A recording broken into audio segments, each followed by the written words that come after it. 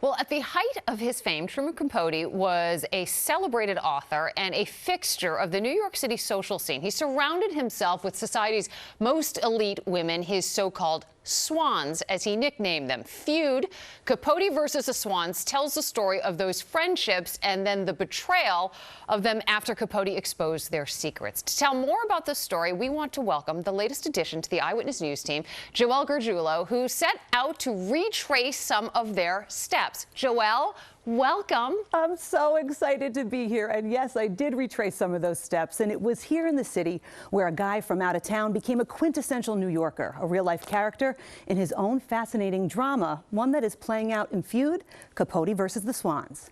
Oh, you were incredible. It was important enough to be called the party of the century. It's chaotic and marvelous and messy. The black and white ball thrown by Truman Capote in 1966, recreated in the FX limited series, Feud. Isn't this thrilling? The original location of the party, the Plaza Hotel.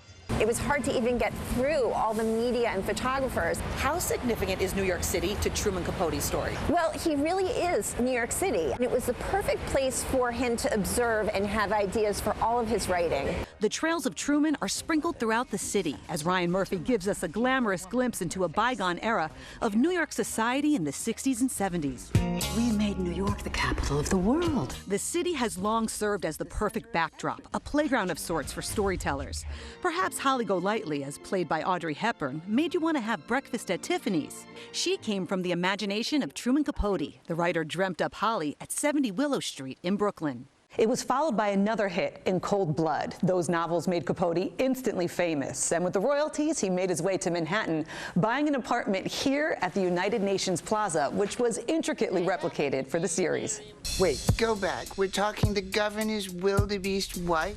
Also replicated, the homes and haunts of Capote's circle of friends, the socialites he called Swans. Tell me everything. 820 Fifth Avenue, that's the location of the former 20-room residence of William and Babe Paley, where many secrets were shared and then spilled. You really think Truman deserves your forgiveness? Less than 10 blocks south, the original home of La Côte Basque restaurant. 60 years ago, this was the place to see and be seen. We stand united and we destroy him.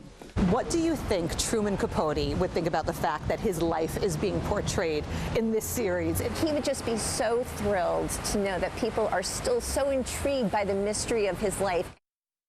And in the weeks ahead on Feud, you'll find out what happened before Truman reached the end of his trail. And while it isn't pretty, his life sure does make excellent fodder for TV. Feud, Capote versus the Swans, episode 6 airs tonight on FX and streams tomorrow on Hulu. Both are owned by the same parent company as ABC-7.